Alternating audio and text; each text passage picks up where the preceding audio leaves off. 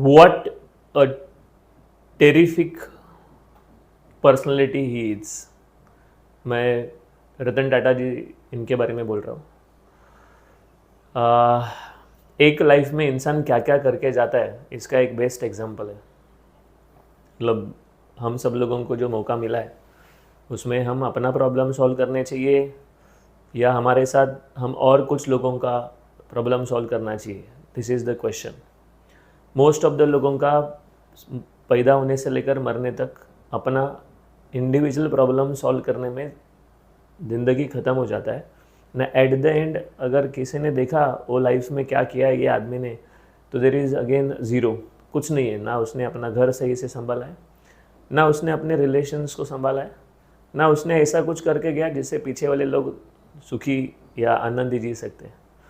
लेकिन there is an exceptional personality and मैंने बोला कि रतन टाटा जी सर, इनके बारे में बोलने के लिए कितने सारे सेशंस लगेंगे, लेकिन मैं इसको एक 4-5 मिनट में वाइंड अप करना चाहता हूँ कि इतना बड़ा आदमी जाने के बाद हर एक पर्सन को, कंट्री के हर एक पर्सन को थोड़ा तो सोचना पड़ रहा है कि यार इतना बड़ा आदमी क्या है यार।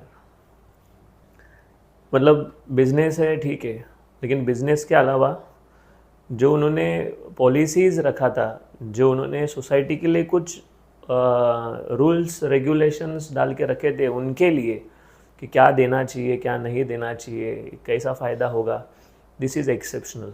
मतलब कोविड वाला 1500 करोड़ हो गया, या हर जगह पे जहाँ मौका मिला उनको वहाँ पर वो अपना योगदान दे रहे। Right from students education to the cancer patients, हर जगह पे वो है।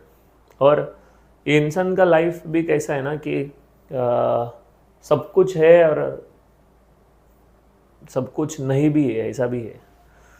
मतलब देखोगे तो फैमिली में कौन है, फैमिली में ही इज़, मुझे लगता है कि उनको अभी वो एक ही पर्सन थे जी जो उनके फैमिली में, बाकी भाई बंधु ये सब जो भी रहेंगे वो अलग है। मैं ऐसा बोलता हूँ कि अभी वो बिज़नेस संभालने के लिए वो एक ही आदमी है।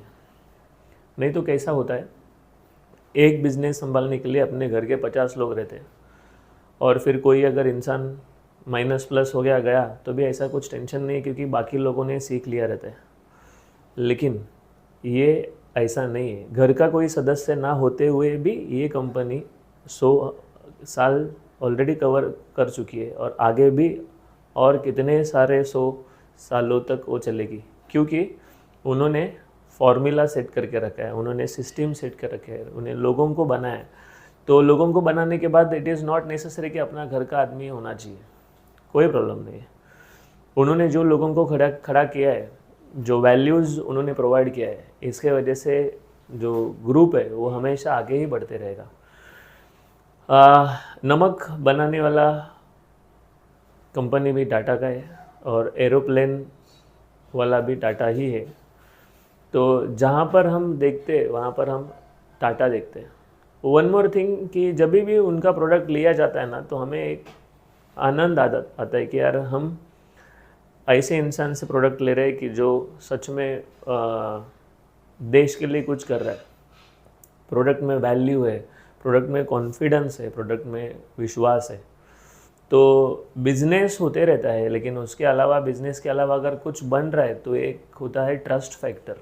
मतलब जितना इंडस्ट्रियलिस्ट हम लोग देखेंगे या बोलेंगे, जिनके बारे में बोलेंगे, उसमें से ये हाईएस्ट लेवल पे आते हैं जिनके बारे में विश्वास ये सबसे पहले आता है, प्रोडक्ट बाद में। अगर टाटा बोला है इसका मतलब विश्वास है, गारंटी है। तो मैं तो बोलता हूँ कि मेरे जितने अभी तक के जर्नी में मैंने जो देखा है, मैं बोलता हूँ कि ऐसा इंसान बनने का कोशिश करना चाहिए। मैं बोल रहा हूँ कि ऐसा इंसान बनने का कोशिश करना चाहिए कि जो अपने अलावा और 1000 लोगों का, लाखों लोगों का भला करने के लिए कुछ ना कुछ करते हैं। कुछ जगह पे उनको प्रॉफिट मिला रहेगा, कुछ लोगों को कुछ जगह पे नुकसान भी हुआ रहेगा। जैसा नैनो वाला उनका ड्रीम प्रोजेक्ट था, क्योंकि उनको लगता था कि इंडिया के हर फैमिली के पास गाड़ी होना चाहिए, भले छोटा सा गाड़ी हो, कम पैसे में हो, लेकिन हर इंसान के पास होना चाहिए। उन्होंने सब कुछ किया, लेकिन it might be not in profitable stage, वो बंद हुआ, लेकिन इट डजेंट मीन कि ही इज़ फेल। उनका इंटेंशन सही था, उनको जो करना था लोगों के लिए वो सही था, तो कोई प्रॉब्लम नहीं है। टाटा कुछ टाइम पहले और अभी का टाटा, मैं मोटर्स की बात कर रहा हूँ, उसमें बहुत फ़र्क है। They are innovating something different, they are making their product competitive, so that हर इंसान जो लेने वाला है उसको लेने के टाइम पे एक्सपीरियंस करने के बाद में अच्छा लगेगा, अरे टाटा का प्रोडक्ट है, and we have experienced many things. तो जो उनका विदाई वाला सीन में देख रहा था टीवी पे, ऐसा बहुत विचित्र लगा कि एक इतना बड़ा इंसान अपने वैल्यूज़ के साथ, अपने इतने सारे एम्प्लॉयज़ के साथ, अपने इतने कनेक्टेड लोगों के साथ, जो कुछ टाइम पहले था और अभी नहीं है, ये डाइजेस्ट करना थोड़ा मुश्किल है, लेकिन it is part of journey.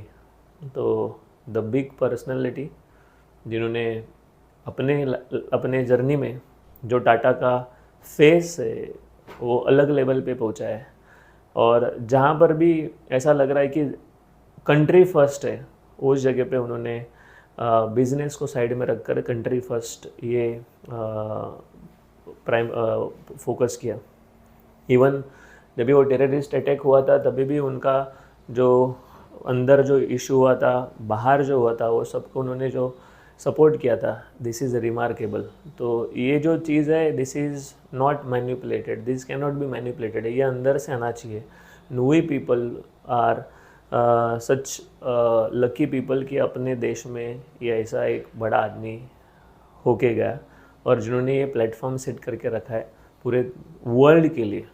मतलब कौन सा कंट्री नहीं जहाँ पर अपना टाटा नहीं है, कौन सा प्रोडक्ट नहीं है जहाँ पर टाटा नहीं है।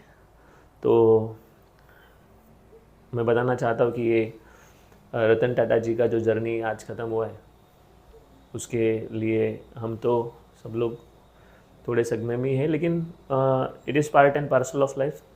वन मोर थिंग, ये स्टूडेंट्स को ये एक मैसेज है, सभी लोगों के लिए मैसेज है, लेकिन स्पेशली स्टूडेंट्स को ये मैसेज है कि अपना पढ़ाई, अपना पर्सनल लाइफ और अपना घर, ये तीन चीज़ों के अलावा भी दुनिया है। ये बच्चों के दिमाग में अभी ये चीज़ जाना ज़रूरी है।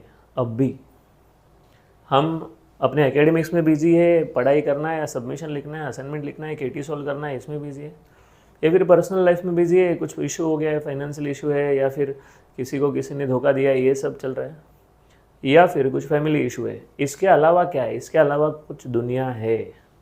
मैंने आज सेशन में बोला, लेक्चर में बोला कि हमें ऊपर वाले ने कुछ काम करने के लिए भेजा है। अगर मैं मेरे साथ किसी और का अगर मैं भविष्य बनाने में मदद कर सकता हूँ तो मेरे ऊपर से नीचे आने का कुछ फ़ायदा है। भगवान ने मुझे नीचे भेजा है, उसका कुछ तो फ़ायदा है। अदरवाइज़ कितने लोग आए, कितने लोग गए, ना उनके घर वालों को कुछ टाइम के बाद में याद रहता है कि अपने इसमें कोई ऐसा इंसान था, या दुनिया को।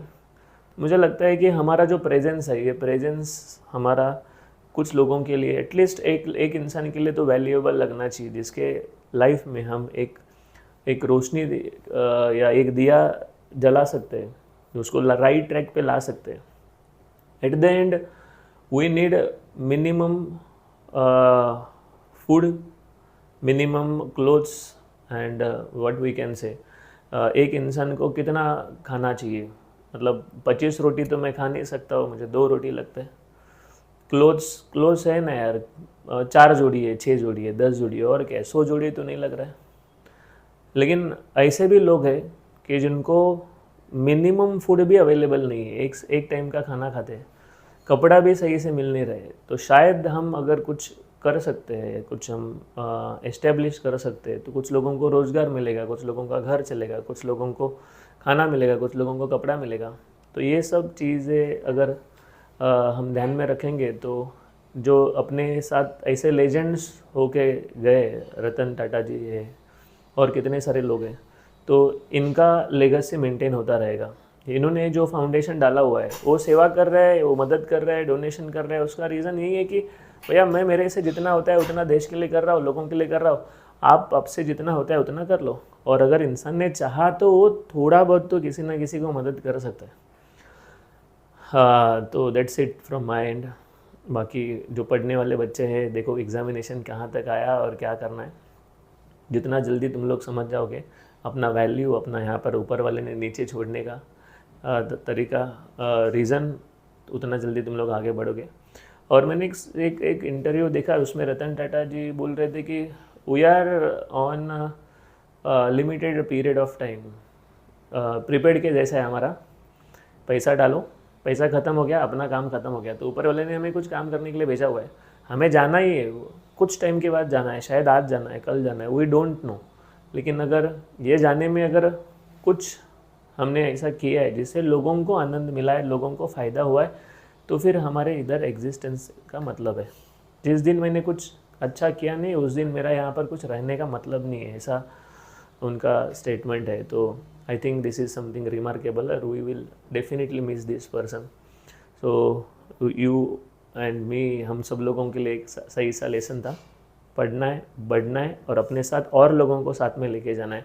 Forget your pain, what you have getting, what you are not getting, वो जाने दो। दर्द, पीड़ा, ये सब इंसान की लाइफ में मिलेगा, लेकिन व्हाट इज़ कंसिस्टेंट, वो हम और हमारा वैल्यूज़ और हमारा सोसाइटी के बारे में देखने का जो तरीका है वो। तो मैं रुकता हूँ। We are expecting something from you कि भैया थोड़ा आगे निकलिए, पास फेल के चक्कर में ही अटके हुए न रहते हुए अपना करियर बना के और कुछ कर सकते हैं तो देखो। सो रुकता हूँ मैं। Thank you very much.